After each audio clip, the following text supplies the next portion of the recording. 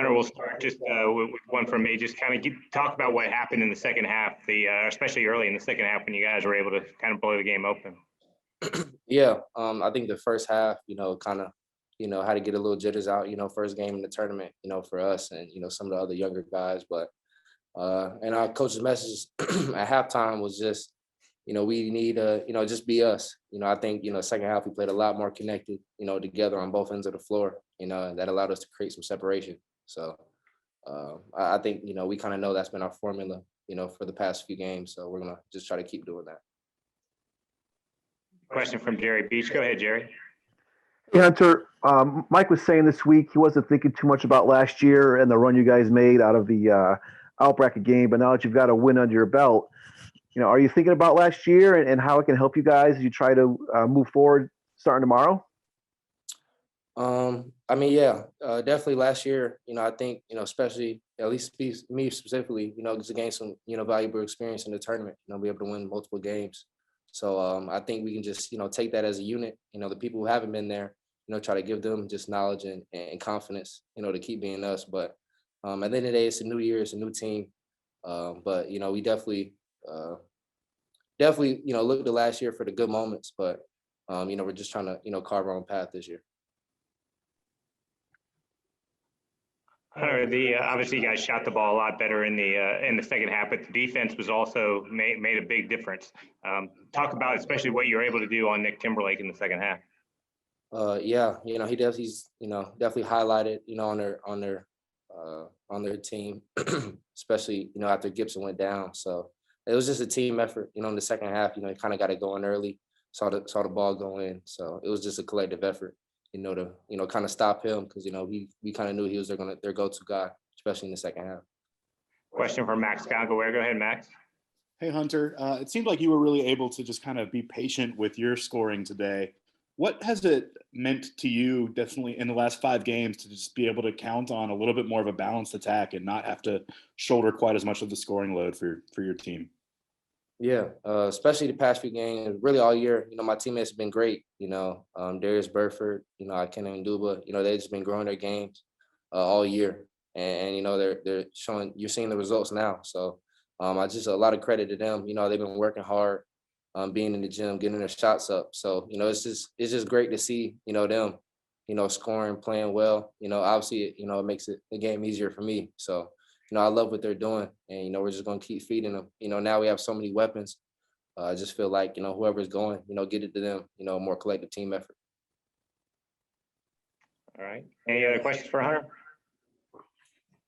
Now joined by Elon head coach Mike Strage. Before we open it up for questions, Coach, just your comments on the victory and what went well for you, especially in the second half.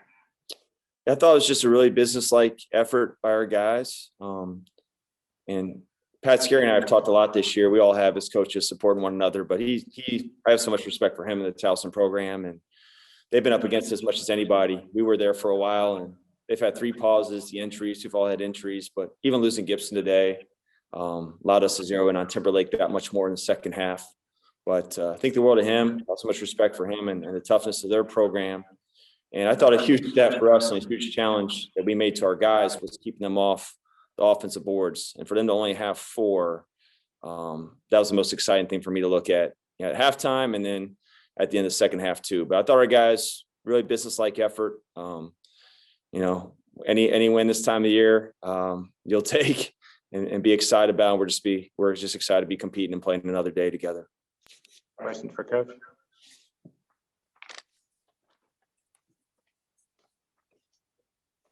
With Kyle Pending. Go ahead, Kyle.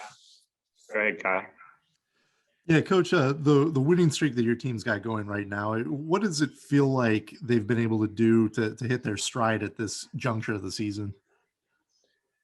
Not be on pause, be in a rhythm. From Thanksgiving to the end of January, we had 0 rhythm, and a lot of teams have certainly experienced that now and before or in the meantime, and certainly currently. But we just need to get in a rhythm. Our guys, our pauses were from Thanksgiving break and Christmas break. Elon's been pulling off the school year, and our guys have yet to pop positive while the students are on campus. I'm really proud of them, that way. But to answer your question, pretty easily. We had to get in a rhythm. We've lost some guys due to injury, big losses for us. That made it even more important to get in a rhythm, to be honest, guys in elevated roles and opportunities. So I feel for anybody who's come back from pause, and, for the first time, benefits the right word, but we've seen some teams come off pause here the last few weeks, and it's tough. It's tough. And, I just think we had a group that was going to keep growing, and we just needed the opportunity and the time to do so. And we finally had that. We had an uninterrupted month here to finish the season, and just kept getting better in the process. And is there much that you're able to carry over from last year's positive performance in the conference tournament into this year's? Is there enough layover, that sort of thing, that you're able to kind of parlay one to the other? We're not going to talk about a whole lot. We show a little bit of video March 1st on Monday that just kind of idea of March Madness, and then kind of some clips from last year in those moments. But it was really brief, and say, all right, we're putting that to bed now. But certainly like Hunter McIntosh and these guys who lived it, that's a reference point for them. Winning, it's pretty subdued locker room. Last year we won, and granted, the first one was on a game-winning shot, so it's kind of unique, and the other one was an upset. But it's like, come on, guys, can we celebrate a little bit here? Like this, it's hard to win in March, no matter when, where, who. But no doubt they have a reference point now for the tournament, competing in the tournament. It was a physical game today, and that's what March is. You got to embrace the grind. You got to embrace that's going to be especially possession by possession. So the guys who lived it last year, and the fact that we had some success, at least, they want to live it again. And they definitely have an idea what it takes. Thank you. Yep. Other questions? Go ahead, Max. Hey, Coach, you just mentioned last year's buzzer beater against JMU, and then the upset against William and Mary. How important is it to be able to rest some guys down the stretch as you're kind of in this potentially 4 games in 4 days format? It helps, and I could probably have rested a little bit more. Just as a coach, right, you're always conscious of, could they come back? But Hunter McIntosh, certainly we kind of took out and kept out. He had a really good rhythm going in the second half. Felt great about that, and separation we had in the game at that juncture. Simon Wright, I thought Simon was tremendous in creating the separation in the second half. He's been tremendous with our growth here as a senior leader. His play, his competitive spirit, and I thought he really set the tone in the second half too, making plays on both ends. He got a little extra rest too. Besides that, we maybe didn't to the level we could have, but you have such respect for every game in March. You got such respect for a program like Towson. It's going to keep fighting. So we kind of want to make sure it was at a juncture before we could really sub in, our walk-ons and some guys that we love like that. But it's Max, from talking to me, 4 games in 4 days is tough. 3 games in 3 days is tough enough. So, we got our February start a little bit later, and our momentum start a little bit later this year, but our goal is always going to try to get the 3 games in 3 days. It's much more manageable. You see very few teams win the 4 games in 4 days, but we're going to try to pull it off and keep this momentum flowing. Next question, Jerry Beach. Go ahead, Jerry. Hey, Mike, obviously, as you know, this is a totally different year than last year, but you guys basically won that quarterfinal game on a visiting floor. William & Mary had a huge fan contingent there. Obviously, there won't be that tomorrow, but you are on somebody else's floor.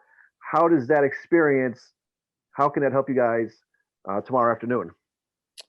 It helps. I think certainly it helps James Madison. There's no doubt about it. Like last year, the benefit, I think, I've been doing this for a minute. I'm 44. Like when you play the first day, you really have a benefit the second day. I don't know if the fatigue and all that quite sets in yet at that point. But you have the advantage of, hey, shooting, competing, everything in that same arena. And this year doesn't really apply. Last year, I thought it helped. We were able to get off to a hot start against William & Mary. We talked about pouncing because we had the advantage of playing the day before. And, this one I don't think applies as much. James Madison's playing on their home court where they shoot and practice every day.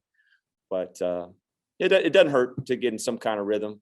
But I think it's definitely less help because we have, a host team and we're playing them tomorrow. Mike, just talk a little bit about the matchup with JMU tomorrow. Played them twice. I got so much respect for Coach Byington and that program, the toughness he's brought. They have a lot of depth. Certainly they lost the conference player of the year and got so much respect for him. who really beat us here the first time we played. And that's the time we tried to come back, but they really popped us, was actually some of their depth, some of their guys off the bench who have elevator roles for them now. And so we're aware of their whole roster. It's going to be quite a challenge, to turn around and try to compete with them. I feel for Matt Lewis. He's such a competitor and special player in our league. He's got such a bright future. And we've all, I think if you followed our team, I think we've got 2 guys out that were all conference type players, torn ACL and torn Achilles. So we've all kind of gone through it, but I feel for Matt. I feel for Coach Byington, but they still have a great squad with a lot of depth, a lot of talent. It's going to be quite a challenge for us tomorrow. All right. Anything else? All right. Thanks, Mike. Yep. Thank you.